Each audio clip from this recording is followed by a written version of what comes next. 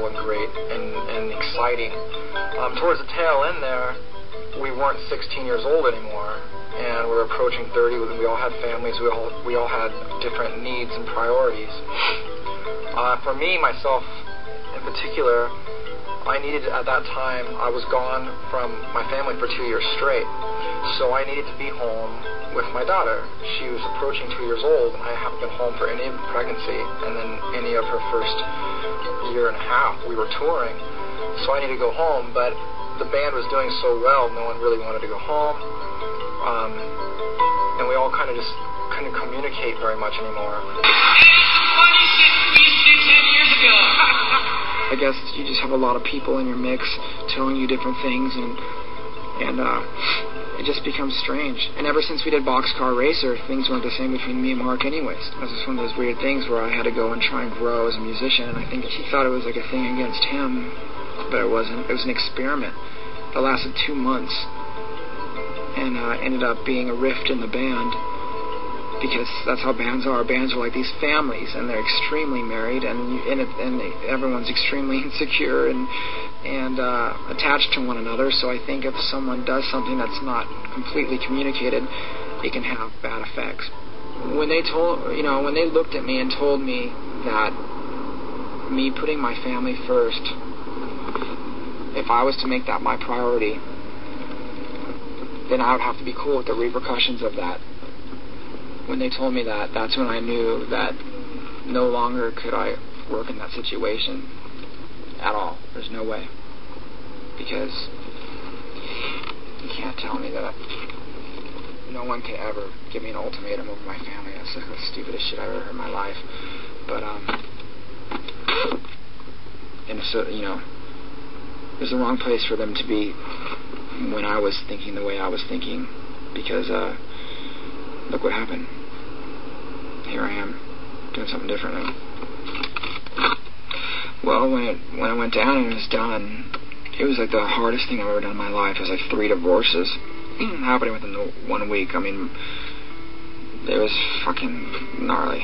Craziest, like, just the craziest of emotions and things said, and like, just anger and fear and all these crazy things came out. But I knew at that moment too, I had these songs I've been working on for years and years that were going to be the next Blink record. I told those guys, I was like, fuck. Even before I quit, I was like, this record's going to be so good. It's going to be so good. We're on our way to something spectacular. Like, I feel like even beyond where we are now, And we just left. Last tour we left like sold out arenas across the entire world, And we were at the peak of our career. Our next record was going to be beyond anything we ever did, and then all this shit happened. So I'm sitting here with like the best material I've ever done, and I said, fuck. Well, it's time to give them, it's time to give them a chance. I was excited for the challenge. I think I do well with challenges because it just makes you become better at whatever it is you're doing. So that's what I hope. I hope that it's. I hope it comes out good. I think it's coming. I think it's gonna be good, but I don't know. I don't know what you're asking of me. I'm just gonna try and do good songs. I guess when the breakup happened or whatever, whatever you call it, Tom decided like he wanted to do other things or he needed to move on, and we started talking again heavily about like getting together and trying to play some music again. And that's kind of like where we're at.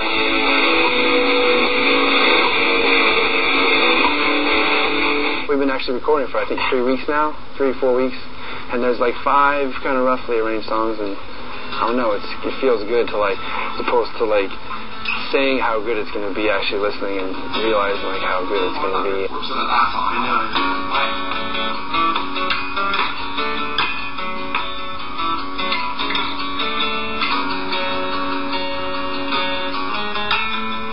Kind of weird, but anyway.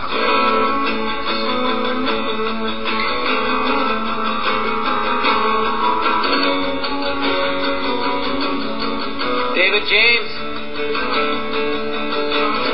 find you a fucking guitar. David has a very unique role in the recording process. Oh, fuck yeah! Fuck! That was great, David. David Kennedy has been one of my best friends since I was 16. He's the kind of guy that's like, stand up, knock the building down, push everyone aside and say, this is exactly what we're doing because this is the right way to do it and this is the right thing to do, you know? That's dope, because this is like a dissonant kind of style thing, and all of a sudden it goes into this major. It's a minor chord progression. He's got a really neat ability to come in and we're working on something and he'll be like, that sounds good. That will crush people.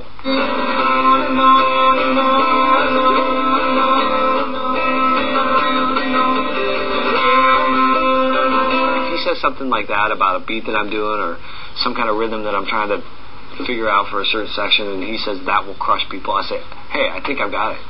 I think I'm close. Say that again? On the build-up, when they're going into the outro, whatever, the... Right. Oh, you heard that? We heard it, dude. You like... And he calls me in the middle of the night, wakes me on hello, he's like... He has a really good ear for knowing when stuff is where it's supposed to be. Like that? Yeah. Listen to it.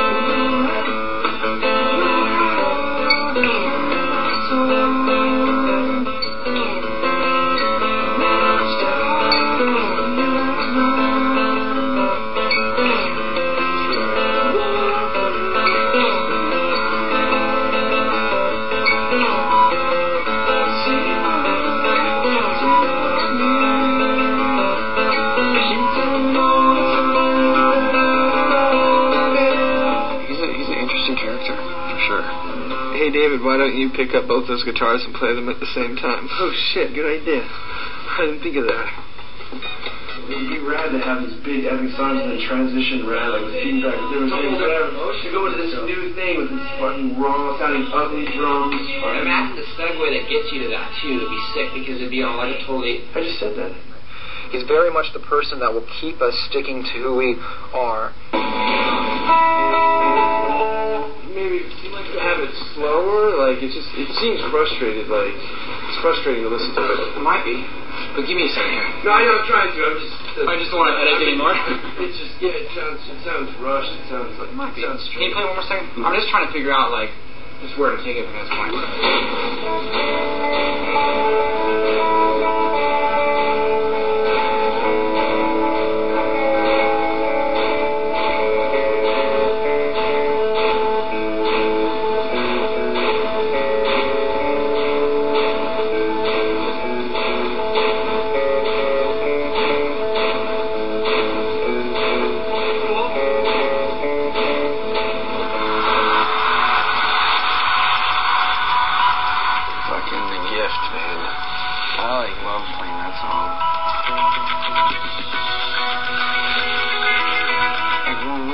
Song. I feel like when we play it live, and in a particular crowd that we're playing to, I do believe that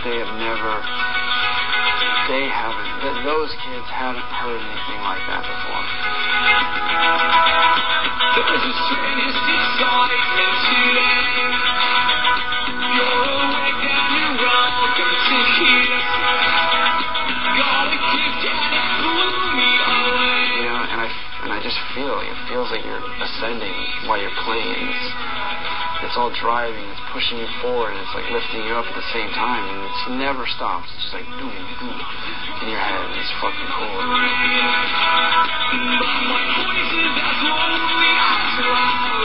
That's what I feel from myself and from them, and I just can't wait to play it. You know?